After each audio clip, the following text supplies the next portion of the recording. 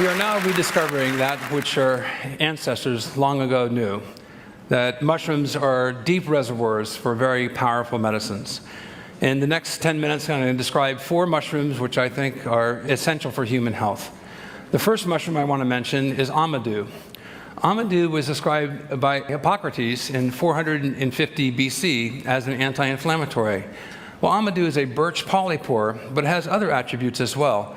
You can hollow this mushroom out in the center, put embers of a fire inside, and keep fire alive for days. Moreover, if you boil this mushroom, it delaminates into a cellular fabric. And my hat is made from amadou. Now, another fungal friend I have here, which I want to unveil, is agarikon. Agarikon is the longest living mushroom in the world. It was described by Dioscorides in 65 AD as elixirium ad longum vitam, the treatment against consumption. Now, this mushroom is a resident of the old-growth forest. It is now thought to be extinct in Europe. It grows in Northern California, Oregon, Washington, and British Columbia. This mushroom survives in the old-growth forest under extremely adverse conditions, hundreds of inches of rain per year, wind, sleet, hail, baking in the sun, and yet is the longest living mushroom that we know today. And may I have the clicker? Thank you, Mark.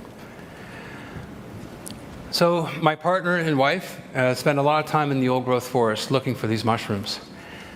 And to give you some idea how rare agarikon is, although we have 40 strains of agarikon in culture after 30 years, the largest library by far in the world, my dear professor, Dr. Michael Bugh, discovered his first agarikon in the old-growth forest just these past few weeks after looking for mushrooms in the old-growth forest for more than 40 years. So agarikon has anti-tubercular properties, and we have now confirmed this working with the U.S. BioShield Biodefense Program under the guidance of NIH and U.S. AMRID. And sometimes we have to go to great extremes to find these mushrooms. This is a 700-year-old Douglas fir tree. Our team member ascends the tree. We go 100 feet up this tree, and this is the oldest agarikon that we have found so far, approaching 100 years in age. Now, how is it that this mushroom can survive under microbial attack? And it's able to do so because the mycelium is this cellular architecture that is based on a network concept. And we don't need to harvest the mushrooms. We get a small piece of tissue. And the mycelium, as it grows, utilizes what we know as epigenesis. It has the amazing ability to adapt its host defense strategies against pathogens. And using this information, we've been able to develop some very powerful gateways to new medicines. And these are extracellular droplets that we wash from the mycelium. And I'm happy to announce that we have discovered a new class of antimicrobials and antivirals called fomitopsterols, after the Latin name of this mushroom, which is Fomitopsis officinalis. So powerful are these antivirals that when we do 100-to-1 dilution, we are more powerful than ribavirin against flu viruses and herpes. Now, mushrooms have other properties which are interesting. And so this is a group of cordyceps mushrooms. They're known as entomopathogenic fungi, fungi that kill insects. And the insects are on a constant dire dance between dinner and death as they go through soils. And cordyceps is a source of cyclosporin.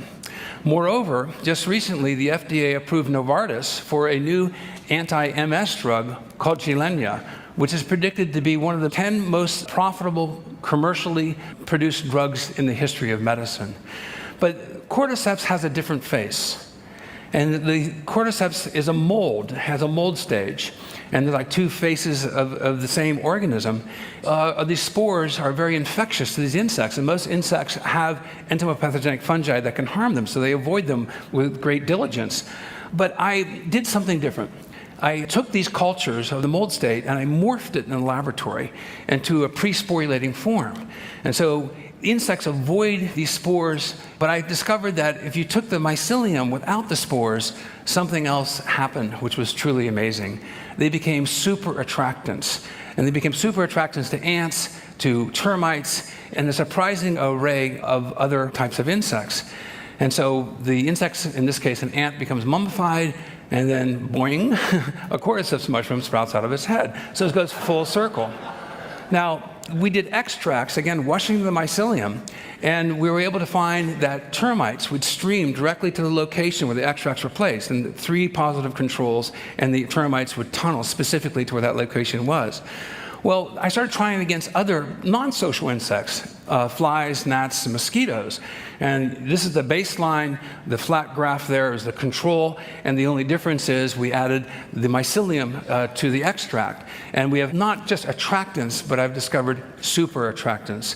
So when I tried it against mosquitoes, and this is where we hit the big home run, we can attract mosquitoes roughly equivalent to a human hand with the extracts. This has profound implications for disease control, from malaria to yellow fever to West Nile virus. And so what can we do? There's lots that we can do.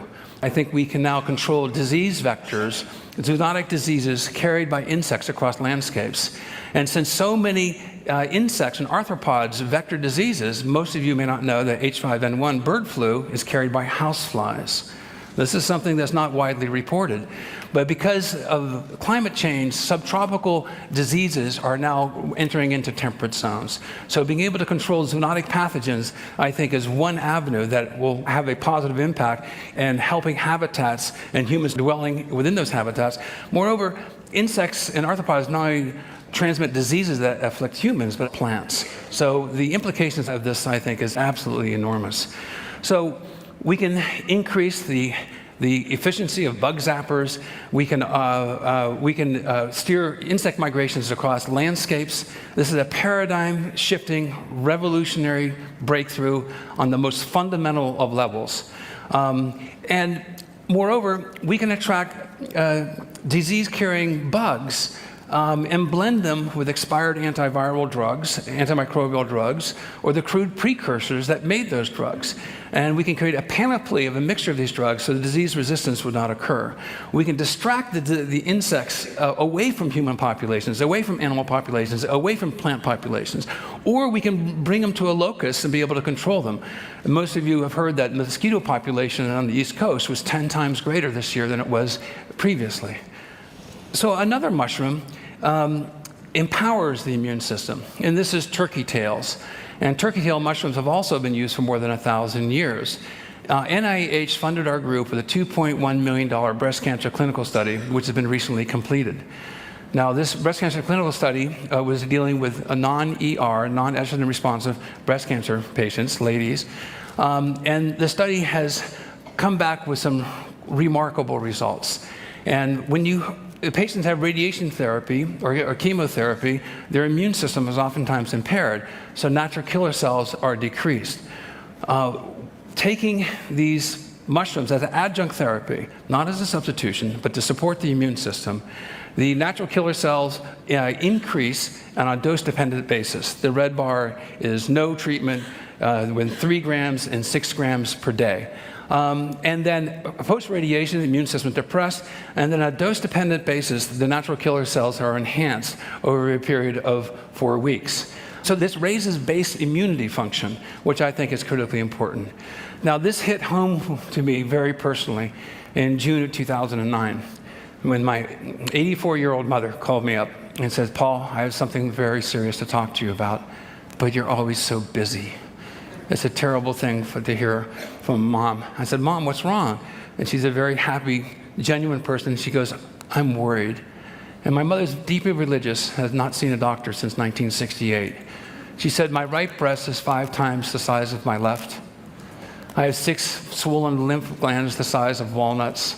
And her voice started shaking, and I'm not ashamed to admit that I started crying. "Why didn't you tell me sooner?" We spent a large part of June at the Swedish Breast Cancer Clinic in Seattle. The oncologist examined her, and upon the second examination, she had a 5.5 centimeter diameter tumor. It metastasized, it went to her sternum, it went to her liver. She had stage 4 breast cancer. The doctor gave her less than 3 months to live and stated it was the second worst case of breast cancer she has seen as a doctor in 20 years of practice. We had the Circle family meeting. Many of you have gone through this. My mom announced that she bought a pine casket, the cheapest one that she could find, because she was going to heaven. But then the doctor said, "You know, you're too old to have radiation therapy. You can't have your breast removed, but there's an interesting study on turkey tail mushrooms at Bristol Medical School. You might want to try taking those. And my mother goes, well, my son's supplying those. So she was put on Taxol and Herceptin, wonderful drugs, and then she started taking 8 turkey tail capsules a day, 4 in the morning and 4 in the evening. And that was in June of 2009. And today, my mother has no detectable tumors. And I'd like to bring my mother home.